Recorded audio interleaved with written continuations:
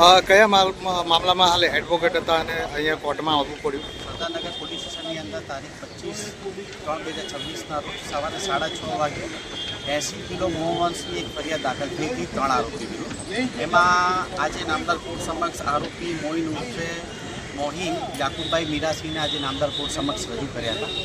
એમને 3 દિવસની રિમાન્ડની પોલીસે કાર્યવાહી કરવા માટે નામદાર કોર્ટ સમક્ષ રિમાન્ડ માંગ્યા હતા। એમાં આજ નામદાર કોર્ટે 1 દિવસના રિમાન્ડ મંજૂર કર્યા છે। આ કેસને તમે કેવી રીતના જોવો છો અત્યારે હાલમાં, જેમ કે ગૌ માંસ લઈને જતા હતા? મારા અરજદારે જે રજૂઆત મને આજે નામદાર કોર્ટ સમક્ષ કરી, તો મેં કોર્ટમાં નામદાર કોર્ટ સમક્ષ રજૂઆત એવી કરી કે મારા અરજદારને 25 તારીખે સવારે 6:30 વાગ્યે ત્યાંના સ્થાનિક લોકો અને ગૌરક્ષકવાળાએ એમને પકડીને એમને મારવામાં આવ્યા। એમની ઘાતક હથિયારથી એમની ઉપર હુમલો કરવામાં આવ્યો। ત્યારબાદ સ્થાનિક પોલીસને આ લોકોએ સ્થાનિક લોકોએ અને ગૌરક્ષકવાળાઓએ એમને 100 નંબર બોલાવીને પોલીસને સોંપી દેવામાં આવ્યા। પોલીસે મારા અરજદારને સોલા સિવિલ લઈ ગયા, ત્યાંથી સિવિલમાં સારવાર કરાવી ને કાલે એને ડિસ્ચાર્જ આપવામાં આવ્યો અને ત્યારબાદ એને અટક કરીને આજે નામદાર કોર્ટ સમક્ષ રજૂ કર્યા। મેં નામદાર કોર્ટને એવું રજૂઆત કરી કે જે સોશિયલ મીડિયા ઉપર છોકરાને જે લોહી લુહાણ આખી વિડીયો જે બતાવવામાં આવી રહી છે વન સાઈડ, પબ્લિકે રોક્યા, તો પબ્લિકે રોક્યા પછી જે મારા અરજદારને હથિયારોથી હુમલો કર્યો, તો પોલીસે એમની વિરુદ્ધમાં કોઈ કાર્યવાહી આજ સુધી કરી નથી। તો મેં નામદાર કોર્ટ સમક્ષ આજે મેં જેટલા લોકો બનાવના દિવસે હાજર હતા અને જેટલા લોકોએ મારા અરજદારને આજે માર્યા છે અને જે તે સમયે જે પીઆઈ સરદારનગરના હતા અથવા જે તે અધિકારીઓએ બનાવના દિવસે જેટલા લોકોને જોયેલા છે એમની કોઈ અટકાયતી કરવામાં નથી આવી, ના કે એમની કોઈ ધરપકડ અથવા એમની ઉપર કોઈ કાર્યવાહી કરવામાં નથી આવી। 3 દિવસ પછી પોલીસ ફક્ત ને ફક્ત હાલના અરજદાર ઉપર કાર્યવાહી કરીને વન સાઈડ આખી ઇન્વેસ્ટિગેશન કરી રહ્યા છે। જે મેં નામદાર કોર્ટને મેં આખી રજૂઆત સાથે મારી અરજદારની ફરિયાદ લેવામાં આવી અને ફરિયાદ મુજબ નામદાર કોર્ટે 30 તારીખે આઈઓને નોટિસ દ્વારા બોલાવવામાં આવ્યા છે, એની ફિક્સ ફોર હિયરિંગ રાખવામાં આવી છે। એટલે જેટલા આઈઓ પોલીસ આમાં ઇન્વોલ્વમેન્ટ છે, જે વન સાઈડ આખી ફરિયાદ લઈને મારા અરજદાર વિરુદ્ધમાં જે કાર્યવાહી કરેલી છે અને જે આરોપીઓ હાલમાં પણ જે તે સમયે બનાવના દિવસે મારા અરજદારને માર્યા છે, એમની કોઈ રજૂઆત કોઈ ફરિયાદ લેવામાં નથી આવી, તો એમની વિરુદ્ધમાં મેં ફરિયાદ અને આઈઓ વિરુદ્ધની ફરિયાદ મેં નામદાર કોર્ટ સમક્ષ કરેલી છે। એનિમલ ક્રુઅલ્ટી એક્ટ જે સ્પેશિયલ કાયદો સરકારે જે બનાવ્યો છે, એ એનિમલ ક્રુઅલ્ટીની અંદર હાલના અરજદાર ઉપર એલિગેશન એવા છે કે મદદગારીમાં એવા પોલીસ પાસે એવા એવિડન્સ નથી કે આ લોકો કતલ કરીને આ જ ખાલી મુખ્ય આરોપી જે હતા એ જગ્યા ઉપરથી ભાગી ગયા। આ અરજદારનું ખાલી એટલું રોલ છે કે મુખ્ય જે આ 2 આરોપી હતા એમની સાથે મદદગારીમાં હતો અને એમની સાથે ત્યાં આવ્યો હતો, ત્યારબાદ એ લોકો 2 જણા ભાગી ગયા અને આ હાલમાં પકડાઈ ગયો। અને પોલીસે જે હાલના અરજદાર સાથે જે બનાવતા ત્યાંના પબ્લિકને લોકોએ જે કર્યું છે એની વિરુદ્ધમાં મેં ફરિયાદ આપેલી છે।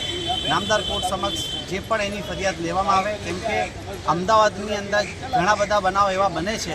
મુસ્લિમ એરિયાની અંદર જે લાસ્ટ ટાઈમ દાણીહિમલા પોલીસ સ્ટેશનમાં જે બનાવ બન્યો હતો, એમાં જે છોકરીને છેડતી થઈ હતી, તેમાં 85 મુસ્લિમો આરોપીઓને લઈ લીધા હતા।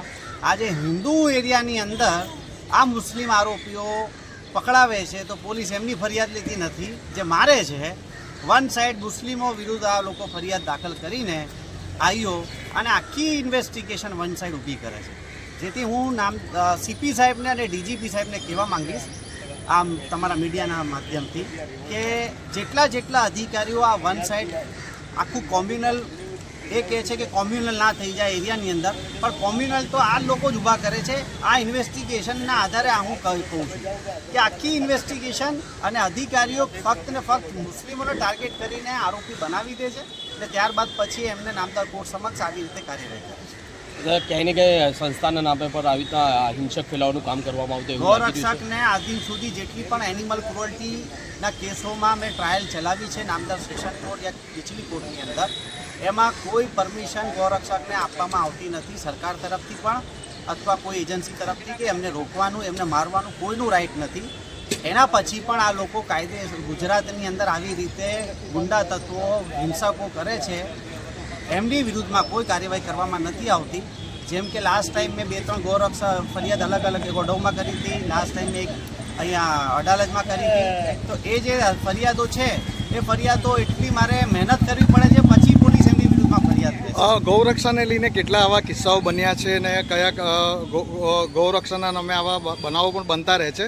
તો ઘણી જગ્યાએ એવા સવાલો પણ ઉઠ્યા છે અને માંગ પણ ઉઠી છે કે ગાય માતાને આપણે રાષ્ટ્રીય પ્રાણી જાહેર કરવું જોઈએ. તે વિશે શું કહેશો? જો રાષ્ટ્રીય પ્રાણી જાહેર થઈ જાય તો આ કાયદા વધુ કડક બનશે ને આવા કૃત્ય કદાચ રોકાશે.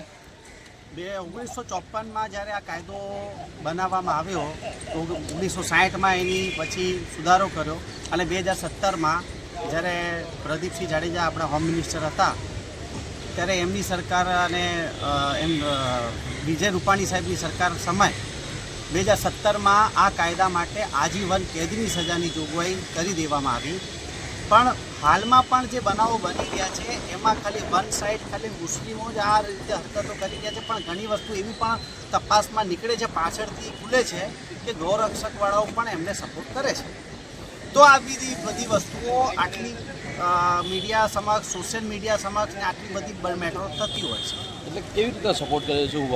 હપ્તાખોરીથી લાસ્ટ ટાઈમ જે રૂપાલીમાં બનાવ બન્યો એની પહેલાં એના પછી અહીંયા ઓડોમાં જે બનાવ બન્યો જેમાં મેં 307ની ગૌરક્ષક 7 આરોપીઓ વિરુદ્ધમાં મેં ગૌરક્ષકની વિરુદ્ધમાં ફરિયાદ જે દાખલ થઈ હતી એ ગૌરક્ષકવાળા એ ધંધો કરે છે, અહીંયા આવીને હપ્તો ઉઘરાવે છે.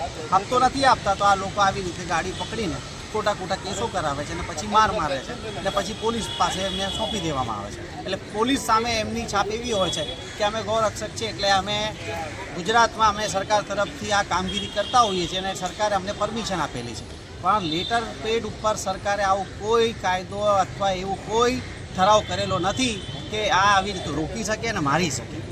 જેથી હું સીપી સાહેબને, ડીજીપી સાહેબને ને હોમ મિનિસ્ટર સાહેબને કહેવા માંગીશ કે આમની ઉપર પણ કોઈ કાયદા બનાવવા જોઈએ કે આવી રીતે જે માહોલ બની રહ્યું છે દિન પ્રતિદિન ગૌરક્ષક જે આવી રીતે કરી રહ્યા છે એ અટકાવવું જોઈએ.